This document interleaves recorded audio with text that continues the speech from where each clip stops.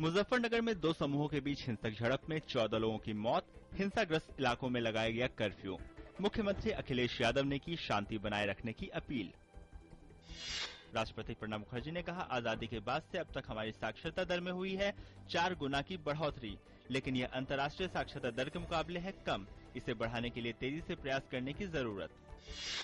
अंतर्राष्ट्रीय साक्षरता दिवस आज देश भर में हो रहा है कई कार्यक्रमों का आयोजन। दुनिया भर में शिक्षा के महत्व पर प्रकाश डालना है इस दिन का मकसद। G20 शिखर सम्मेलन में हिस्सा लेने के बाद देश लौटे प्रधानमंत्री मनमोहन सिंह। कहा, राहुल गांधी प्रधानमंत्री पद के लिए उनकी आदर्श पसंद और वह पार्टी में उनके नेतृत्व में काम करने को है तैयार। प्रधानमंत्री ने कहा, कोयला मामले पर छुपाने के लिए कुछ भी नहीं। नवाज शरीफ से मुलाकात का आखिरी फैसला जमीनी हकीकत के आकलन के बाद। सीएनजी हुआ महंगा, सीएनजी के दामों में 3 रुपए 70 पैसे की वृद्धि। बढ़ी हुई कीमतें शनिवार आधी रात से लागू हो गई हैं।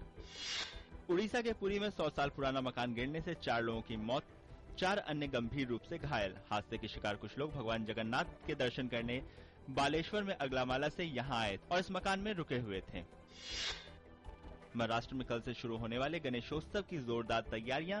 10 दिनों तक पूरा राज्य गणपति के जयकारों से गुंजायमान रहेगा। ऑस्ट्रेलिया में कंजर्वेटिव पार्टी के टोनी एबॉट ने प्रधानमंत्री केविन रूड को दी शिकस्त। लेबर पार्टी के 6 साल के शासन का हुआ अंत। मालदीव भी सत्ता परिवर्तन की ओर। शुरुआती रुझानों में पूर्व राष्ट्रपति मोहम्मद नशीद दोबारा सत्ता के करीब। यूएस ओपन में लिएंडर पेस और रॉड्रिक स्टेपनी की जोड़ी पुरुषों के डबल्स फाइनल में।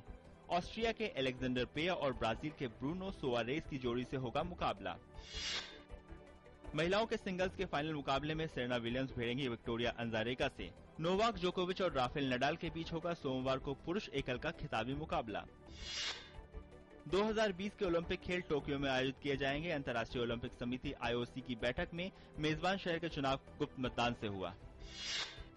कुश्ती को ओलंपिक में शामिल किए जाने पर महत्वपूर्ण फैसला आज ब्यूनस आयर्स में आईओसी की अहम बैठक। कुश्ती के अलावा स्क्वैश, बेसबॉल, सॉफ्टबॉल से जुड़े खिलाड़ियों के लिए भी खास दिन। इन तीनों खेलों में से किसी एक खेल को ही 2020 के ओलंपिक में शामिल किया जाएगा।